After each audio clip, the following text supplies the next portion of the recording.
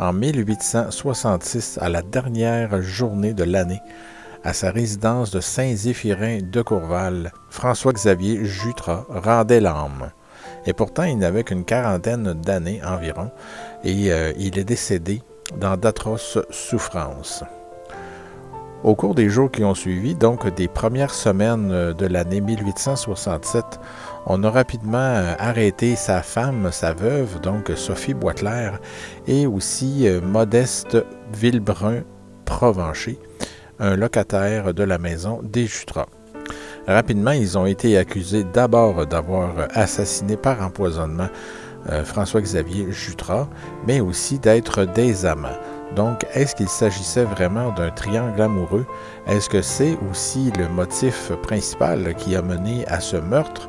Est-ce qu'il y a eu meurtre? Parce que l'empoisonnement à cette époque était une chose qu'il fallait d'abord prouver avant d'entamer des procédures judiciaires.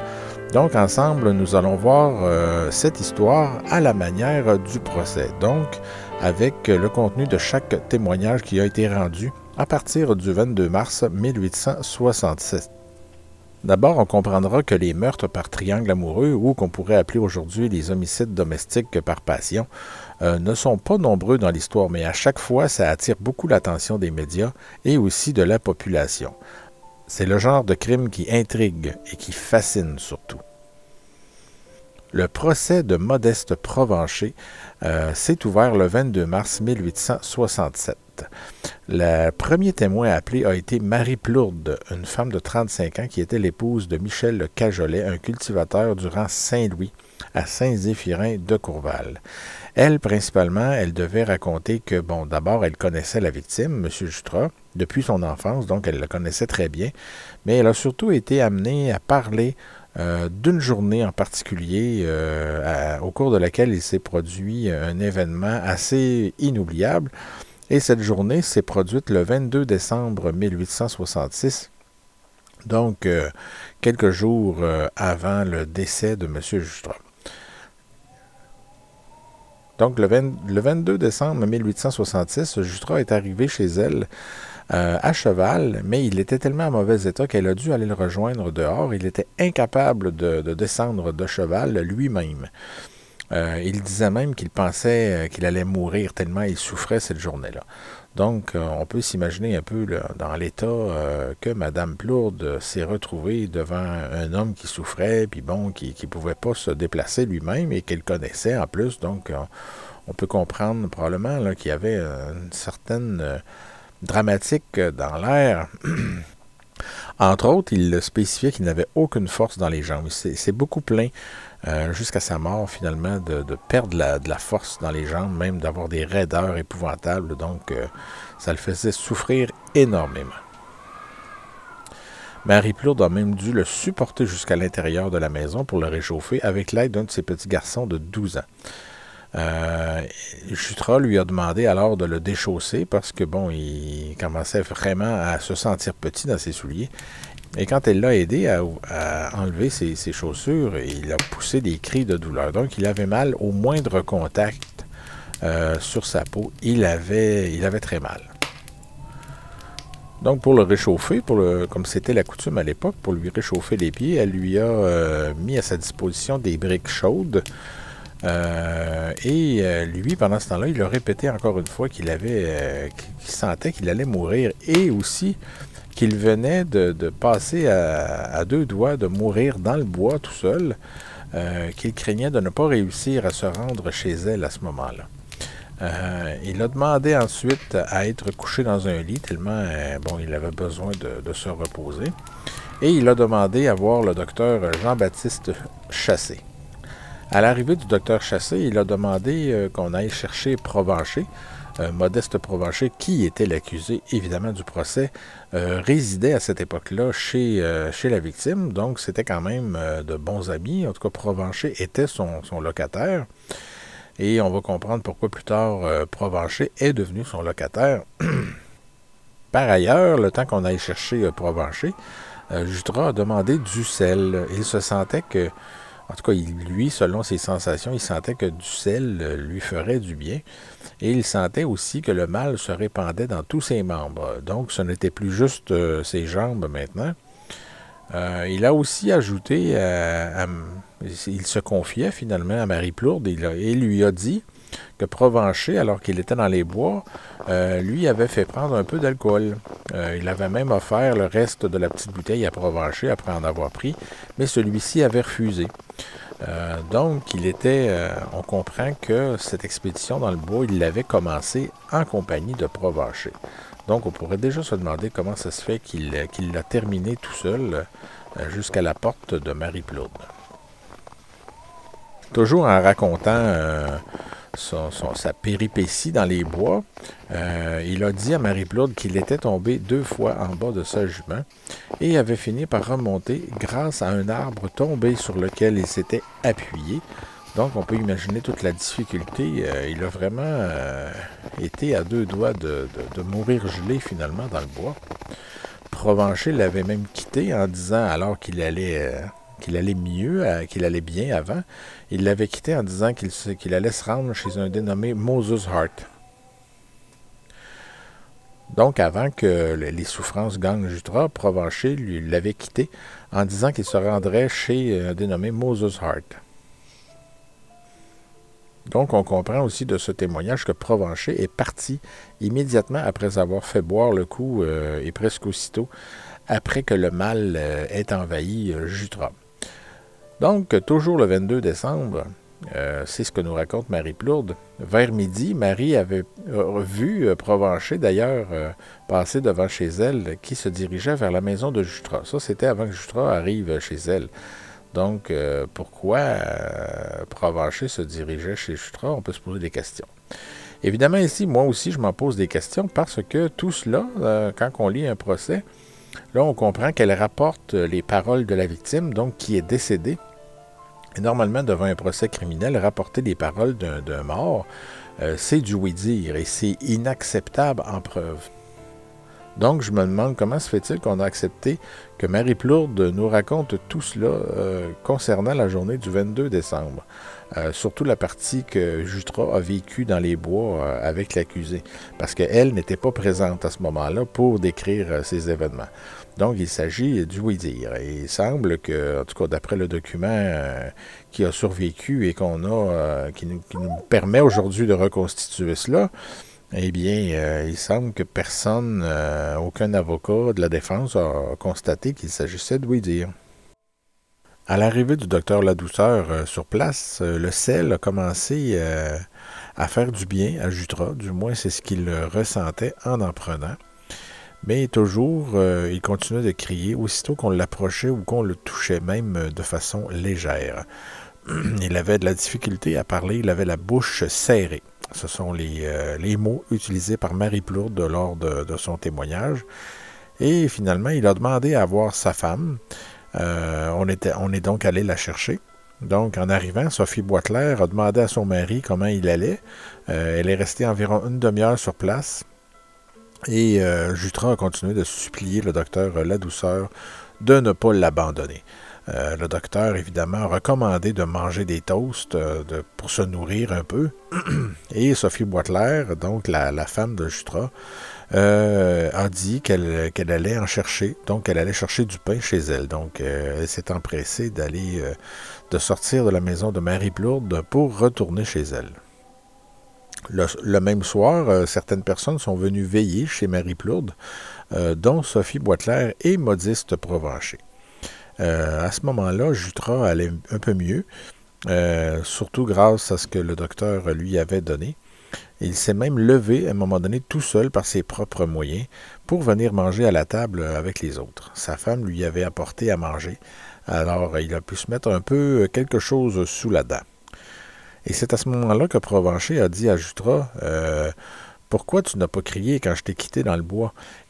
Et à ce moment-là, Jutras, peut-être même un peu fâché, a répondu que non, au contraire, il avait crié et même à plein poumon pour avoir son aide. Donc, tout ce beau monde, Sophie Boisclair et tous les autres sont repartis le lendemain matin pour rentrer chez eux. Provencher aurait dit même qu'il voulait coucher avec Sophie Boisclair ou Marie Plourde durant la nuit, mais Marie Plourde a finalement répondu sous serment que des vieux veufs comme lui, je mettrais ça à coucher à geler dans le grenier. Donc, je ne sais pas si ça a suscité quelques sourires dans le prétoire lors du procès, mais bon, c'est quand même le genre de réponse qui peut nous étonner. En contre-interrogatoire, par contre, la défense a fait admettre tout de suite à Marie Plourde que cette remarque, de vouloir coucher avec Sophie Boisclair ou Marie Plourde, c'était une blague, une remarque dite en badinant. C'est le mot utilisé. Donc, tout de suite, la défense a minimisé l'importance de cette remarque-là provenant de l'accusé. Marie Plourde a également admis avoir déjà vu des gens souffrir de coliques, mais jamais comme dans le cas de Jutras. Par ailleurs, elle a aussi dit que Jutras et Provencher avaient l'air de bien s'entendre, donc ce qui pouvait aider un peu l'accusé. Et elle a avoué aussi que si Jutras n'était pas mort, les événements du 22 décembre ne lui auraient pas laissé une grande impression. Donc c'est parce qu'il y a eu décès de Jutras que ces événements-là de la journée du 22 décembre se sont inscrits dans sa mémoire. Et c'est ce qui mettait fin au témoignage de Marie Plourde. Le témoin suivant a été Michel Cajolet, 49 ans, donc l'époux de Marie Plourde. Et évidemment, il confirme, lui, ce que sa femme m'a déjà raconté, donc que le 22 décembre 1866, Provencher et Sophie Boisclair sont venus chez lui, donc en soirée. Il est plus en mesure de témoigner sur ce qui s'est passé au cours de la soirée plutôt que dans la journée, alors que sa femme semblait être seule à la maison. Bon, Cajolet raconte également avoir aidé Provencher à mettre son cheval dans l'écurie lorsqu'il est arrivé au cours de cette soirée-là. Et c'est là, alors que les deux hommes étaient tout seuls, que Provencher, lui, a admis que dans les bois, alors qu'il était seul avec Jutras, avant de le quitter finalement, qu'il lui avait offert sa bouteille de whisky. Donc, Jutras en avait bu une certaine quantité, ce n'est pas précisé. Et en retour, lorsque Jutras avait voulu lui en offrir, Provencher avait refusé en disant qu'il devait partir. Alors voilà, donc Jutras avait été le seul à boire le contenu de cette bouteille cette journée-là. Fait étrange, lorsque Cajolet est allé reconduire Sophie Boisclair chez elle, après l'incident du 22 décembre, donc le lendemain, bizarrement, Sophie Boisclair lui a soudainement dit au cours du trajet que personne n'arriverait à prouver qu'elle avait empoisonné son mari. En contre-interrogatoire, Cajolet avoue ne rien avoir trouvé d'extraordinaire dans cette réplique de Sophie Boisclair. Donc, encore une fois, la défense cherchait à minimiser les impacts de certaines répliques. Donc, ce n'est que le début. On va voir qu'il y en a d'autres. Mais c'est sûr qu'une réplique lancée comme ça a plus ou moins d'importance. Mais dans la preuve circonstancielle, lorsqu'on en accumule plusieurs, par exemple, évidemment, le jury doit se poser des questions. Aussi, devant l'avocat de la défense, Michel Cajolet a raconté qu'il connaissait assez bien Jutras pour dire que c'était un homme qui ne se plaignait jamais. Donc, on peut imaginer que cette journée-là, s'il n'arrêtait pas de se plaindre de douleur et de ci et de ça, alors c'est que ça devait vraiment l'affecter. Cajolet aussi n'avait rien non plus de négatif à dire contre Provencher. Donc, dans ce sens-là, ça aidait l'accusé. Et d'autre part, Cajolet a avoué que Jutras, qu'il pouvait lui arriver à Jutras d'emporter parfois de la boisson quand il travaillait dans les bois.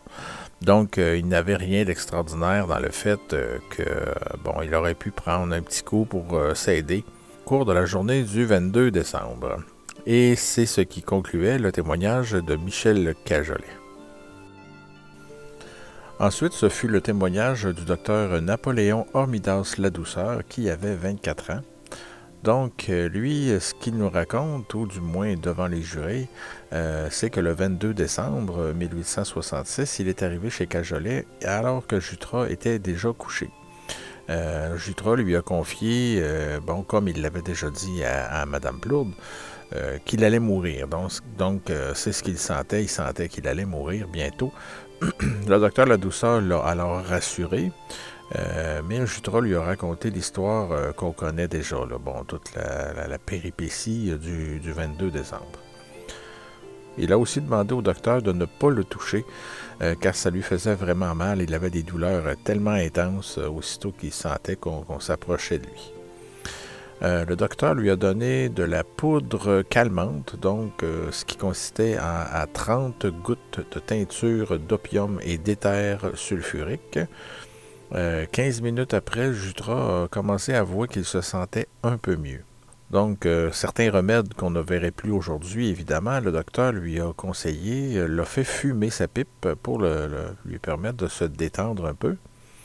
Et après, en voyant qu'il y avait une autre crise qui allait se manifester, il lui a donné encore de la poudre calmante, mais avec une dose amoindrie. Il lui a aussi frotté les cuisses à l'interne, là où la douleur était le plus forte, parce qu'on se rappelle qu'il avait beaucoup mal aux jambes. Il lui a aussi fait des exercices, si on veut, en lui fléchissant les jambes. Jutras a aussi été victime de convulsions tétaniques, ça veut dire des petits sauts sur son lit. Mais graduellement, quand même, il s'est mis à aller mieux. Parce qu'on l'a vu d'ailleurs au cours du témoignage de Marie Plourde qu'il avait fini par aller manger, s'asseoir à la table avec les autres. Le docteur Ladouceur l'a même installé dans une position presque assise avec un oreiller, bon, ce qui a permis de se rasseoir un peu de manière civilisée et de démontrer qu'il était un peu plus en forme. Il a subi aussi des transpirations intenses. Sa douleur pendant ce temps-là, heureusement, la douleur qu'il avait à l'estomac avait diminué beaucoup. Juste avant de partir, le docteur Ladouceur lui a donné un quart de grain de morphine pour soulager ses douleurs. Finalement, Jutras en a profité justement juste avant qu'il parte pour lui demander son opinion. Le docteur Ladouceur a alors cherché à éluder la question, mais il savait qu'il s'agissait d'une maladie nerveuse. En tout cas, c'est l'impression qu'il avait à cette époque-là. Ensuite, on se transporte au 24 décembre, donc la veille de Noël. Le curé a informé le docteur Ladouceur qu'il venait d'administrer Jutras, donc qu'il l'avait trouvé très mal. Donc, il lui avait donné les derniers sacrements. Les plus jeunes ne sont peut-être pas au fait de ces choses-là, mais avant de mourir, on sentait le besoin à cette époque-là, la religion étant présente partout. Ça faisait partie des rituels, donc il fallait donner les derniers sacrements à quelqu'un de mourant, donc avant qu'il quitte. Et c'est bon, ça le préparait pour sa vie dans l'au-delà, disait-on. Alors voilà, c'est pour ça que c'est important. Donc, quand on donnait ça à quelqu'un, c'est parce qu'on sentait qu'il n'allait pas s'en sortir finalement. Ensuite, le 25 décembre, donc la journée même de Noël, Sophie Boisclair, elle, est venue voir le docteur Ladouceur pour lui demander d'autres remèdes. Ça allait pas mieux, apparemment. Donc, le cas de la santé de Jutras se détériorait encore une fois. Et bon, le docteur Ladouceur lui a remis une autre poudre, parce que son mari disait avoir mal au ventre cette fois-là. Donc, le 31 décembre, la journée où il devait mourir, Jutras, vers 11 h du matin, était assez en forme pour se rendre chez le docteur Ladouceur.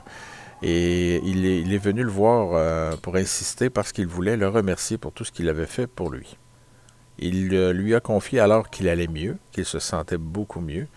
Et a confié aussi au docteur que sa femme lui avait donné une dose d'absinthe le 29 décembre et qu'il avait eu du mal peu après. Donc, à chaque fois, là, le jury, je ne sais pas si le jury a remarqué à ce moment-là, mais bref, à chaque fois que sa femme avait voulu le soulager avec une bouteille, il s'était senti mal par la suite assez rapidement. Le docteur Ladouceur lui a alors conseillé de prendre du lait chaud. Donc, c'est à ce moment-là qu'il a dit au procureur de la Couronne qu'il a commencé à avoir des soupçons. Donc, il commençait à envisager tranquillement que ça pouvait être une certaine forme d'empoisonnement. Malgré le fait qu'il avait réussi à se déplacer pour venir le voir, le docteur Ladouceur a aussi expliqué que Jutras lui paraissait un peu découragé d'avoir toujours mal, parce que c'était un homme solide et tout cela, donc il vivait ce mal de façon assez difficile. Et bon, comme on peut s'en douter, c'est la dernière fois que le docteur Ladouceur voyait Jutras vivant. Plus tard, toujours dans la même journée du 31 décembre, alors que le docteur Ladouceur était chez un ami, Provencher est débarqué soudainement pour dire que Jutras se sentait encore mal, mais après avoir pris justement un des médicaments que le docteur lui avait confié. Donc, Ladouceur a dit alors qu'il allait le voir, mais Provencher a répliqué, étonnamment, qu'il n'était pas venu pour le chercher, pour l'amener, si on veut, au chevet du malade. Donc, ce que le docteur Ladouceur a fait, c'est qu'il a emmené Provencher chez lui pour lui confier encore quelques remèdes à remettre à Jutras. Et bon, c'est le 1er janvier 1867 au matin que le docteur Ladouceur a appris la mort de Jutras par un certain Narcisse Jutras. Donc, son patient était maintenant décédé. Ensuite, le procureur de la Couronne a demandé au docteur Ladouceur de faire état des détails de son autopsie. Donc, voici les constatations qu'il a faites lors de l'autopsie. D'abord, à l'examen externe, il a constaté une rigidité cadavérique aux extrémités seulement.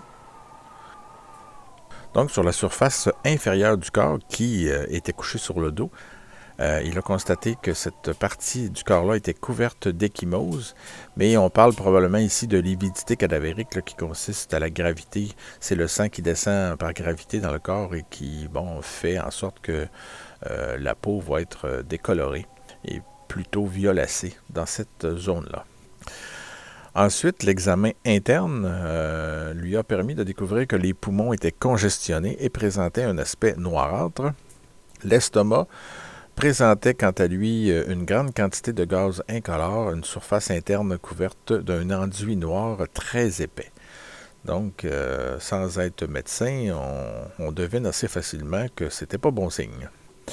Les intestins présentaient une inflammation et une putréfaction très avancée. Il n'y avait aucune lésion externe aussi, si on peut revenir sur la partie externe du cadavre, donc aucun coup violent si on veut.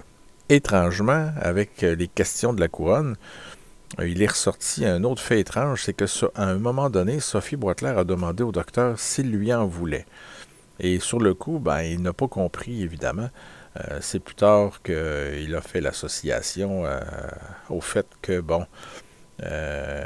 on parle ici d'accusés, donc ils ne sont pas encore coupables, mais qu'il avait peut-être participé à un meurtre. Évidemment, les pratiques de 1867 ne sont pas celles d'aujourd'hui, et on comprend donc pourquoi le docteur explique que pendant l'autopsie, il y a plusieurs personnes qui entraient et sortaient constamment. Donc, l'autopsie n'était pas publique, mais presque. Il n'y avait personne pour empêcher les gens donc d'entrer et de sortir, ce qui ne serait plus possible évidemment aujourd'hui. De plus, dans cette pratique-là, deux personnes qui n'avaient apparemment aucun talent en médecine, Alexandre Hart et Théophile Lahaye, l'ont même aidé à scier le crâne, donc ont participé à certaines parties de l'autopsie, tandis qu'un autre homme du nom de Damas Parent, lui, s'occupait de l'éclairage, et il faut dire, c'était un éclairage à la chandelle. Selon les questions, le docteur Ladouceur est revenu un peu au mois de décembre, alors qu'il avait vu Sophie Boisclair et Provencher qui étaient ensemble dans une boutique pour essayer des chaussures. Le 4 janvier 1867, après l'enterrement de la victime, donc de François-Xavier Jutras, le docteur Ladouceur nous confie aussi que Sophie Boisclair lui avait dit de ne pas être trop dur avec elle. Et encore une fois, elle lui a demandé s'il était fâché contre elle. Donc, il y a certains éléments qui commencent à s'accumuler, comme je le disais, dans une preuve circonstancielle. Il n'y a pas nécessairement de preuve directe du crime commis, ce qui est assez rare d'ailleurs, mais souvent, certains commentaires, certaines pièces viennent entourer un peu le ou les suspects. Donc finalement, l'autopsie ne lui a pas permis de découvrir la cause exacte de la mort, ce qui est étonnant, parce que normalement, un procès commence justement par prouver le décès de la victime, mais non seulement de prouver le décès, mais aussi que la cause du décès soit reliée à une méthode d'homicide. Donc, bon, par exemple, que la victime a été poignardée et tout ça ici. Donc, s'il n'a pas permis de découvrir la cause de la mort, on ne peut même pas encore parler d'empoisonnement officiellement. C'est assez étrange la façon que ce procès-là a débuté, en tout cas. Ça, on peut le souligner.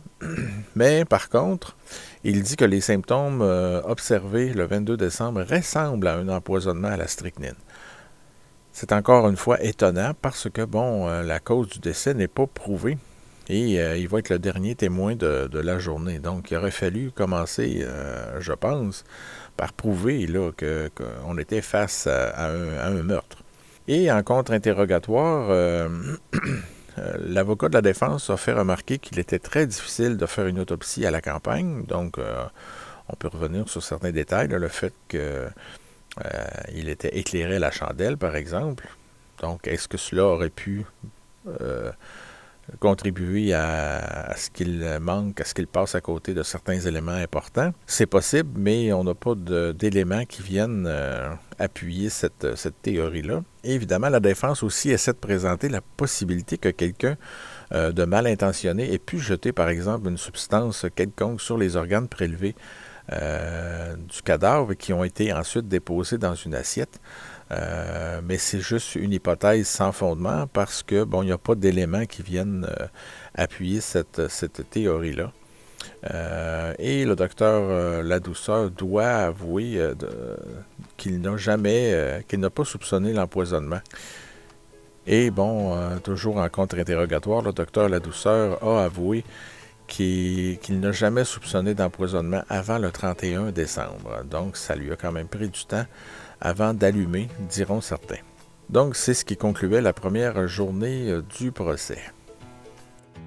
Donc, le procès de Modeste Provencher s'est poursuivi le samedi 23 mars 1867 avec le témoignage du docteur Philippe Giroux, 30 ans, de Trois-Rivières. Donc, le docteur Giroux a été en mesure de dire au jury que le 30 décembre, il pensait avoir vu Provencher à son bureau. Et je dis bien « pensait » parce qu'il semblait avoir un petit doute quant à l'identification, donc c'est ça, il n'était pas certain que c'était Provencher. Entre autres parce qu'il y avait beaucoup de circulation dans son bureau cette journée-là. On va comprendre toutefois que bon, la couronne a continué à poser ses questions dans ce sens-là, en laissant entendre que c'était bien Provencher. Donc, celui qu'il croyait être Provencher, lui aurait demandé s'il pouvait envoyer de la strychnine au docteur Smith, mais sans prescription. Le docteur Giroux, évidemment, a répondu qu'il ne pouvait pas. Malgré tout, devant son insistance, le docteur Giroux a fini par lui en donner 8 grains. Évidemment, ce genre de pratique aujourd'hui serait inacceptable. Qu'un docteur donne des médicaments ou des drogues aussi fortes à un patient qui a à peine de la difficulté à identifier clairement, en tout cas, parce qu'en plus, l'homme qu'il pensait lui être Provencher maintenant au tribunal, disait s'appeler Joseph Terrien de l'Abbé. Si on en croit le docteur Giroux que c'était bien Provencher, ça veut dire que Provencher avait utilisé un faux nom. De plus, celui qui disait s'appeler Joseph Terrien s'est informé à savoir si c'était dangereux de transporter le poison dans sa poche. Et évidemment, le docteur Giroux lui a répondu que non, en autant qu'il évite d'en prendre donc dans sa bouche, par exemple, ce qui est assez logique. Le docteur Giroux a aussi tenté de lui faire dire qu'il se servait du nom du docteur Smith pour obtenir du poison dans le but de tuer des renards. Mais l'homme a persisté dans sa version. Et la couronne a aussi tenu à préciser qu'il existait 2 types de strychnine, une en poudre et l'autre en cristaux. Et celle que le docteur Giroux avait vendue à Provencher, c'était celle en poudre. En contre-interrogatoire, le docteur Giroux a affirmé que c'était la première fois qu'il vendait du poison à un inconnu. Évidemment. Il a contacté le coroner pour lui dire ce qu'il savait, mais il a admis qu'il n'avait pas de preuves que c'était son poison qui avait causé la mort de Jutras. Évidemment, c'est le genre de choses qui est très difficile à prouver, surtout à cette époque-là. Concernant l'homme qui lui avait acheté son poison, donc Provencher, c'est ce qu'on en déduit, il portait une moustache noire et grisonnante. Ça aussi, c'est un élément qui semble être revenu à quelques occasions au cours du procès, à savoir que Provencher aurait peut-être utilisé certains éléments de maquillage, comme par exemple une fausse moustache, mais c'est loin d'être évident. La question de la défense aussi a soulevé que dans son bureau à Trois-Rivières, le docteur Giroux a dit à Hilaire Provencher que l'accusé Provencher était une canaille et qu'il méritait d'être pendu. C'est souvent le cas dans certains procès, en tout cas on l'a vu aussi dans l'affaire Aurore Gagnon, que la défense a tenté d'attaquer, si on veut, la crédibilité ou l'objectivité de certains témoins en laissant croire que, ils auraient pu manifester des commentaires haineux face à l'accusé.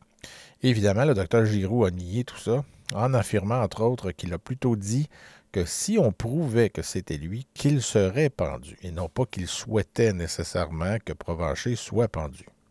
Finalement, le docteur Giroux, devant les questions de la défense, a aussi admis que c'était une habitude chez les cultivateurs de se servir de la strychnine pour se débarrasser des renards. Et j'ai pu moi-même le constater à travers mes recherches, donc que ça revient à quelques reprises dans des dossiers concernant des homicides par empoisonnement. Donc, le témoin suivant a été Didas Saint-Pierre. Lui, ce qu'il a été capable d'apporter à cette affaire-là, c'est justement de confirmer le doute que le docteur Giroux avait sur l'identité de Provencher, donc de l'homme qui disait s'appeler Terrien. Alors, M. Saint-Pierre, lui, disait, il se trouvait le 30 décembre aussi dans le bureau du docteur Giroux, et lui, il a confirmé effectivement qu'un certain Joseph Terrien est venu acheter de la strychnine. Et par contre, contrairement, lui, au docteur Giroux, il a juré que cet homme était Provencher, donc l'accusé à la base, ce qui était un petit peu moins bien, cette fois, pour la défense. Et en gros, il a aussi corroboré le reste du témoignage du docteur Giroux. En contre-interrogatoire, Saint-Pierre pensait, lui, que l'accusé portait un capot gris à cette occasion-là, un casque de loutre et un pantalon gris.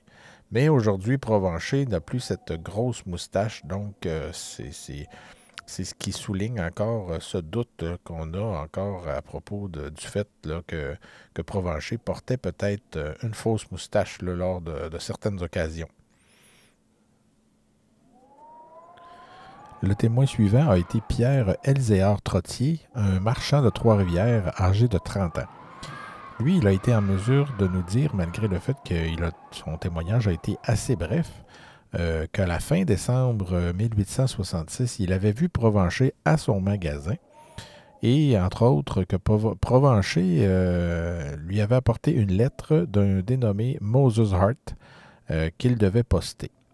Le même jour, il a fait le trajet aussi de Trois-Rivières à Saint-Zéphirin avec Provencher. Donc, on peut en déduire qu'il a quand même passé quelques heures avec lui en voiture. Mais par contre, il a été incapable de nous dire si Provencher avait une moustache à ce moment-là. Donc, le mystère de la fausse moustache, a-t-elle existé, oui ou non, demeurait bien entier. La couronne a ensuite appelé à la barre le docteur Joseph Adolphe Smith, 69 ans, qui lui habitait à la baie du Fèvre. On se souviendra que le nom de Smith était déjà ressorti depuis le début du procès parce que Provencher utilisait son nom pour tenter d'obtenir de la strychnine. Donc, ce que le docteur Smith est en mesure de dire au juré, c'est que le 20 décembre 1866, il avait vu Provencher chez lui pour la première fois. Donc, on en déduit assez facilement qu'il ne le connaissait pas si bien que ça. Provencher se disait alors malade. Bon, il disait, entre autres, qu'il ne dormait pas, qu'il ne mangeait pas et qu'il pensait qu'il avait besoin d'être purgé. Donc, pour les besoins de la cause, le docteur, en tout cas, c'est une pratique qui semble avoir été à la mode, en vigueur à cette époque-là. Du moins, si elle l'était encore, moi, je n'opterais pas pour ça. Mais le docteur lui a préparé un vomitif. Et de plus, Provencher lui a demandé quelque chose pour mieux dormir. Et pour ce faire, ben, lui a donné, le docteur Smith lui a donné une demi-once de laudanum. Le 26 décembre, Provencher est revenu chez le docteur Smith et Smith lui a alors dit, lui a demandé des nouvelles dans le fond des résultats du vomitif. Et Provencher a répondu qu'il n'y avait rien de mieux que le vomitif. Donc, il semblait très satisfait et il a même dit que, mon Dieu, j'ai vomi gros comme le bras. Il dormait mieux également et il avait retrouvé l'appétit. Ensuite, Provencher lui a demandé du poison pour les renards, affirmant entre autres que c'était pour ses fils qui habitaient aux États-Unis. Le docteur Smith lui a demandé si c'est de la strychnine qu'il voulait, mais Provencher a répondu qu'il ne connaissait pas ça. Le docteur Smith ne pouvait pas lui donner de strychnine parce qu'il n'en avait pas en sa possession en tant que médecin. Il n'en avait jamais eu d'ailleurs et il ne voulait pas en garder chez lui. Par contre, il a donné à Provencher les noms de 2 chasseurs qui en possédaient. Donc, ces 2 chasseurs étaient André Lafont et Jean-Baptiste Martel. Le docteur Smith a été tellement accommodant qu'il a accepté d'accompagner Provencher d'abord chez M. Martel. Mais ce dernier n'était pas là, donc ils ont continué leur route jusque chez Lafont. Et à son tour, Lafont, eh bien, il a refusé de vendre le peu de strychnine qui lui restait, car il disait en avoir besoin. En quittant, Provencher a demandé alors au Dr Smith de lui écrire le nom du poison sur un papier afin d'aller en commander ailleurs. Sous serment, le Dr Smith a souligné cependant qu'il n'avait jamais demandé à Provencher d'aller lui acheter de la strychnine, comme il avait affirmé au Dr Giraud. Et ça, on le sait grâce justement au témoignage du Dr Giraud. Rose Delima-Benoît, 30 ans, épouse de François Martel, qui était un cultivateur de Saint-Thomas de Pierreville, a été le témoin suivant.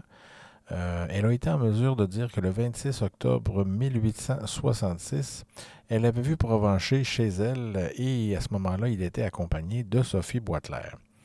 Les deux présumés amants arrivaient à ce moment-là de Saint-Zéphirin de Courval à bord de la même voiture. Ils ont laissé l'une des 2 voitures vides chez Mme Benoît et sont partis vers Sorel ensemble, cette fois dans la même voiture. Et ici, quand je dis voiture, c'est qu'on parle d'un véhicule tracté par une force animale, donc généralement un cheval, et non pas d'une automobile là, qui est munie d'un moteur.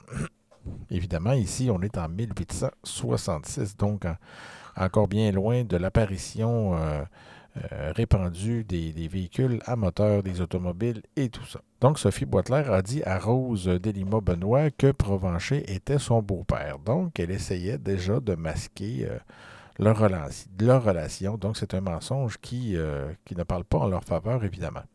Ils ont laissé la voiture un vendredi et sont venus la reprendre un dimanche. Donc, ils sont partis ensemble au moins 1-2 jours ensemble.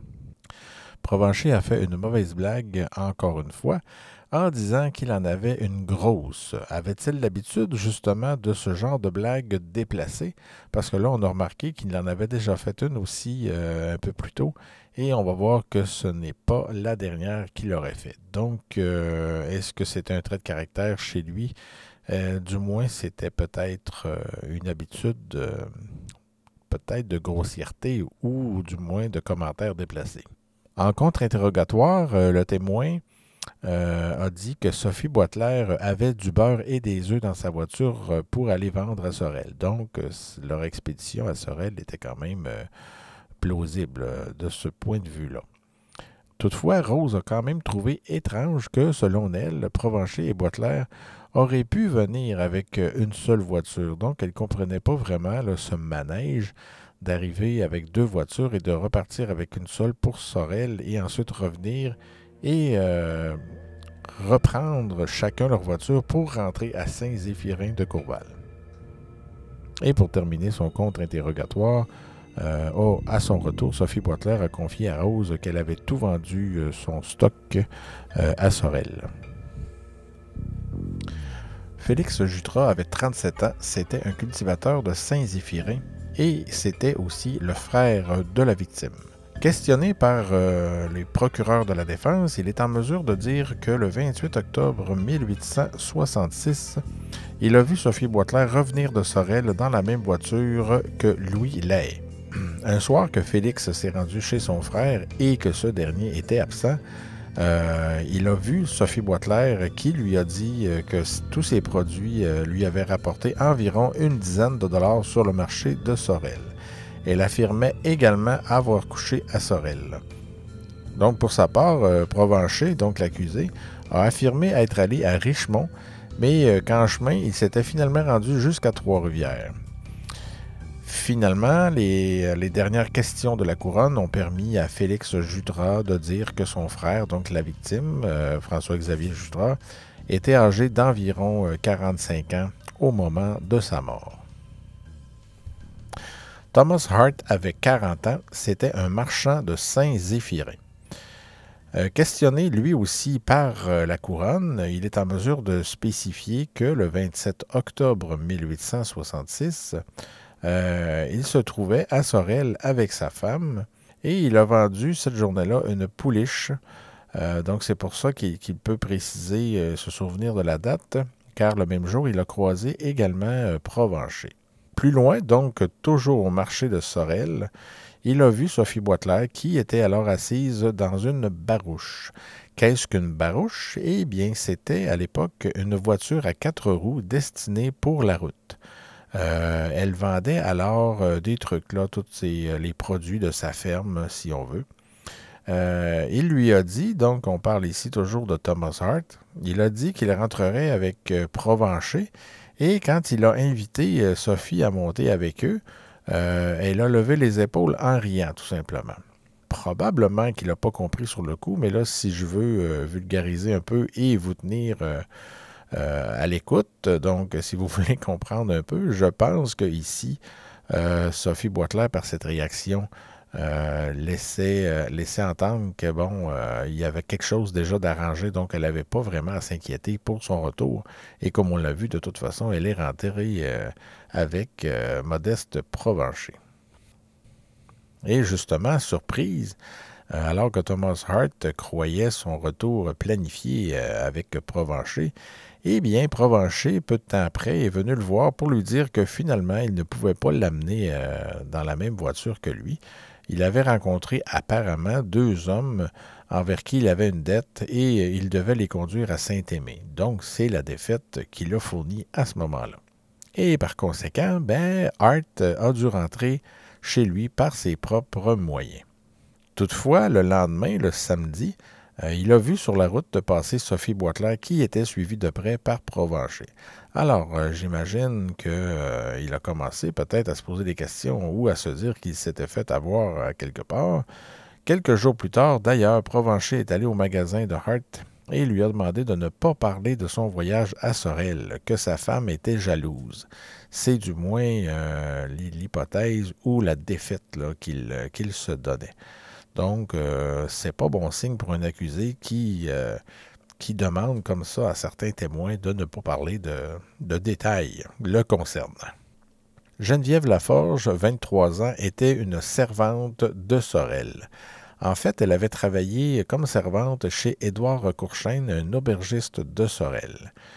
Et son rôle ici va vitement apparaître dans le sens que vers le 20 ou le 26 octobre 1866, elle a vu Provencher à l'auberge Courchaine, justement où elle travaillait.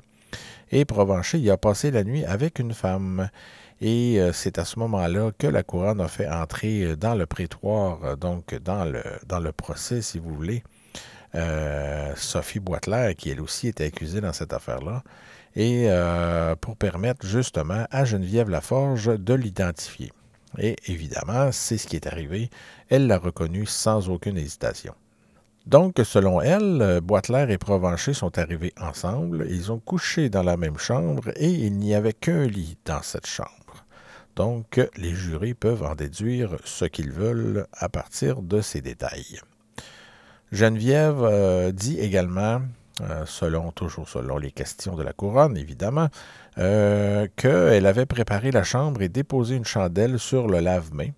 Sophie Boisclair lui avait alors demandé s'il y avait une clé pour la porte de la chambre, donc on en déduit qu'elle avait l'intention, peut-être si c'était possible, de verrouiller la chambre pour la nuit. Et Geneviève lui a remis justement la clé en s'éloignant. Et en s'éloignant, justement, elle a entendu la porte se fermer derrière elle. Fin du témoignage de Geneviève Laforge. Marie Mathieu, 44 ans, était l'épouse d'Édouard Courchaine, donc l'aubergiste. Elle est en mesure de dire au jury, elle, qu'en octobre 1866, donc elle dit seulement octobre, elle ne précise pas la journée, que l'accusé, donc Provencher, est arrivé à leur auberge avec une femme. Et à leur arrivée, justement, Provencher est allé dételer son cheval. Pendant ce temps-là, Sophie Boisclair a demandé une chambre. Elle l'a demandé même pour 2 personnes. Sans nécessairement poser de questions, Marie Mathieu, elle, en a déduit tout simplement que Provencher était le mari de Sophie Boisclair. Il se comportait comme tel, du moins, donc par les gestes et ce qu'elle a pu ressentir sur le coup. En contre-interrogatoire, cependant, elle confirme que Geneviève Laforge, son ancienne servante, était une fille honnête. Donc, je ne pense pas que la défense, sur ce point-là, a marqué beaucoup de points. Au contraire, ça a renforcé le témoignage de la jeune Laforge. Ensuite, la couronne a appelé David Hart, de 24 ans, qui était étudiant en médecine à Montréal. C'est lui qui a assisté le docteur Ladouceur dans l'autopsie. Donc, au fur et à mesure que le procès avance, on en apprend de plus en plus. Durant l'autopsie, il est en mesure de dire qu'il était sorti seulement à 2 reprises pour prendre l'air, ce qui, bon, je pense qu'on peut comprendre assez bien, surtout dans des locaux non réfrigérés. Et bon, bref, on va passer sur les détails. David Hart affirme que personne ne pouvait jeter quelque chose sur le cadavre sans qu'il s'en rende compte. Donc, on revient encore, la couronne, évidemment, avait l'intention de renforcer le fait que, bon, le cadavre n'avait pas été contaminé, et ce qui allait dans le sens, donc, de l'empoisonnement, alors que la défense souhaitait, si c'était possible évidemment, de laisser entendre qu'on aurait pu contaminer le cadavre, ce qui aurait éliminé toute chance d'empoisonnement contre leurs clients, si on veut, contre Provencher et Boisclair. Mais bon, on en déduit assez rapidement que cette théorie-là n'a jamais tenu la route vraiment, parce qu'il n'y a aucun élément qui est venu appuyer le fait que, bon, le corps de Jutras aurait pu être contaminé d'une quelconque façon après sa mort. David Hart confirme aussi que l'éclairage s'est fait à la chandelle, et ce qui peut être surprenant un petit peu, c'est que, bon, lui, il donne un chiffre sur le nombre de personnes qu'il y avait dans la maison au moment de l'autopsie, et ce chiffre va de 50 à 100 personnes, donc ce qui est quand même pas rien. Et lui, il dit, selon ses dires qui ont été rapportés, il était difficile d'empêcher les gens d'entrer pendant qu'on faisait l'autopsie. Donc, ça, c'est ce qu'il a dit. Alors, voilà, c'est sûr que, comme je le disais plus tôt, c'est pas les mêmes conditions qu'aujourd'hui. Faut comprendre. Mais est-ce que les conditions de cette époque-là ont nui à la récolte de preuves? Ça, c'est au jury de se poser la question.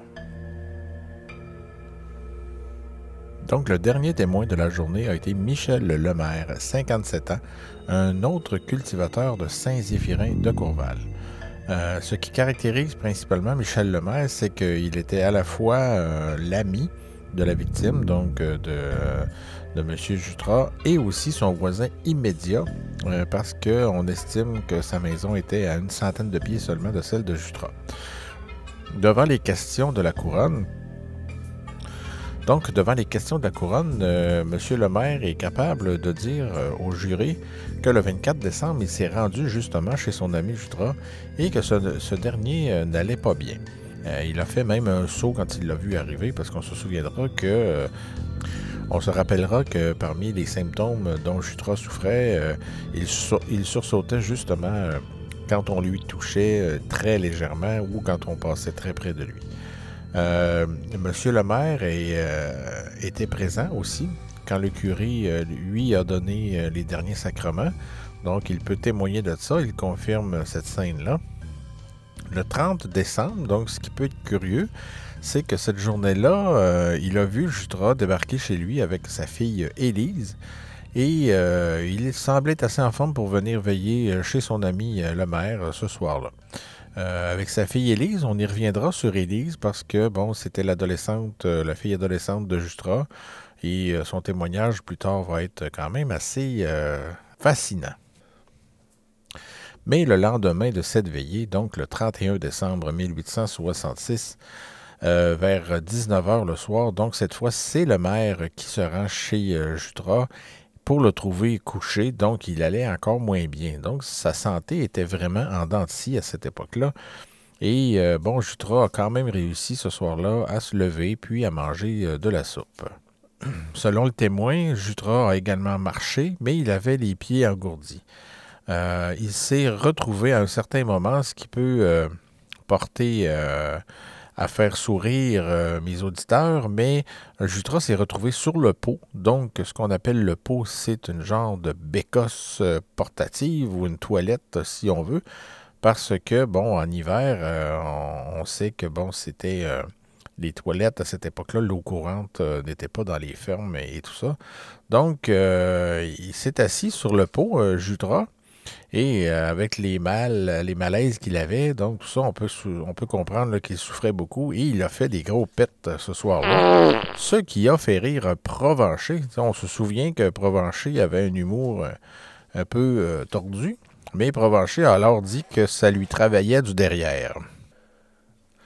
Et non seulement Provencher s'est permis des commentaires assez déplacés, mais lui et Sophie Boisclair se sont mis à rire. Donc, même Sophie Boisclair embarquait dans le jeu de Provencher pour finalement se moquer de son mari. Et lorsque Michel Lemaire a quitté ce soir-là, donc le dernier soir qu'il a vu son ami, Jutra était encore sur le pot. Et à ce moment-là, chez Jutra, il n'y avait plus, il faut comprendre qu'il n'y avait plus que Jutra, Sophie Boisclair, Provencher et aussi les enfants de Jutra. De retour chez lui, donc à une centaine de pieds plus loin, comme on le sait maintenant, le maire s'est endormi chez lui. Plus tard, par contre, on est venu le chercher en criant. Donc là, c'était l'urgence, là, ça allait de pire en pire pour son ami Jutra. Donc, il est retourné. Évidemment, il s'inquiétait pour son ami. Donc, il est retourné tout de suite chez Jutra dans la minute qui suit. Et à ce moment-là, en arrivant sur place, ben, il a vu que Jutra était étendu et même en convulsion, retenu par Provencher. Donc, Provencher faisait de son mieux pour limiter les dégâts, si on veut, pour éviter que Jutra se frappe ou se cogne partout dans la maison. Mais malgré le dramatique qu'il pouvait y avoir dans cette scène épouvantable, Jutra a fini par se calmer et il a reconnu que son ami Michel Lemaire était là, à côté de lui. Et en le regardant, il lui a demandé pourquoi il n'était pas allé chercher le docteur, comme si c'était une évidence. Donc, en entendant cela, Provencher a demandé à Lemaire de le tenir pendant que lui-même irait chercher le docteur. Donc, tout seul avec son ami, le maire a fini par dire quelques prières, au moins parce que là, on imagine qu'il savait peut-être plus quoi faire pour aider son ami, et avec lui jusqu'à ce que Jutra meure. Donc, il est resté jusqu'à la toute dernière minute. Par contre, juste avant de mourir, Jutra a dit à Michel Lemaire qu'il n'avait plus de salive, donc qu'il avait la bouche sèche. Donc, un autre symptôme qui, peut-être, c'est ce que les jurés doivent se demander, qui vont peut-être servir après aux médecins spécialistes de faire la preuve circonstancielle autour de l'empoisonnement, par exemple. Et c'est d'ailleurs ce qu'on se demande nous-mêmes dans tout cela. Donc, sur ce moment très fort en émotion, Sophie Boisclair a demandé à Lemaire si son mari était mort. Lorsque celui-ci a effectivement dit oui, Elle a aussitôt demandé à Lemaire d'envoyer l'un de ses fils avertir le docteur de retourner chez lui, donc on n'avait plus besoin de ses services. Et bon, ça peut étonner dans une situation comme celle-là, mais cela lui éviterait, c'est l'argument qu'elle a utilisé, que cela lui éviterait des dépenses superflues. Sous serment, toujours, Michel Lemaire dit qu'il était chagriné, et évidemment, de l'état de son ami et voisin, et qu'il n'avait pas aimé non plus les fameuses blagues de Provencher. Et selon ce qu'il a vu, ben, Jutras est décédé de la mâchoire serrée. Ce sont ses propres mots. Quant à 3 des enfants de Jutras, donc 11 ans, 9 ans et 7 ans, ils pleuraient, eux autres, à ce moment-là, dans leur chambre, mais Jutras leur a demandé d'aller dans une autre pièce pour éviter, bon, de voir les derniers instants de vie de leur père. Toutefois, Michel Lemaire ignorait cependant où se trouvait Élise, 16 ans, à ce moment-là. Et comme je vous disais tout à l'heure, Élise, la fille de Jutras, donc adolescente, on suppose par les descriptions que c'était la plus vieille de la famille, va venir témoigner un peu plus tard pour nous livrer un témoignage assez accablant. Donc, contre-interrogé par la défense ensuite, Michel Lemaire a dit que c'est lui qui avait fermé les yeux après la mort de Jutras, donc c'est lui qui a fermé les paupières de son ami. Et aussi que la soupe préparée par Sophie Boisclair était de la soupe au pain et que ça devait être bon, cette soupe au pain-là. Si Sophie Boisclair m'invitait chez elle, je pense que je déclinerais l'offre. Et ces 2 courtes réponses de contre-interrogatoire terminaient le témoignage de Michel Lemaire. Donc, et c'était aussi le dernier témoin de cette journée-là. Donc, le procès allait se poursuivre le lendemain, 26 mars 1867. Donc, ici, avant d'entamer la journée du 26 mars 1867, avec les autres témoins qui nous restent, on peut peut-être faire une petite pause de réflexion sur ce qu'on a vu jusqu'à maintenant. Donc, je pense, j'analyse rapidement, mais beaucoup de détails ou d'éléments qui sont circonstanciels, qui grappinent autour de l'accusé Provencher tranquillement, pas vite. Donc, un comportement étrange, oui, avec Sophie Boisclair. Bon, pourquoi qu'ils sont partis à 2 voitures vers Sorel, qu'ils ont passé la nuit dans une auberge ensemble, qu'ils sont revenus, bon, chacun dans leur voiture pour essayer de masquer ces détails-là ou d'essayer de masquer tout simplement la relation qu'ils avaient ensemble. Qu'espérait-il gagner avec ça? Est-ce qu'il pensait justement que tous ces détails ne seraient jamais su? Est-ce qu'il sous-estimait justement les pouvoirs d'une enquête judiciaire? Il semble que oui. La strychnine et tout ça, là, on se souviendra que, bon, la mort à la strychnine n'est toujours pas prouvée.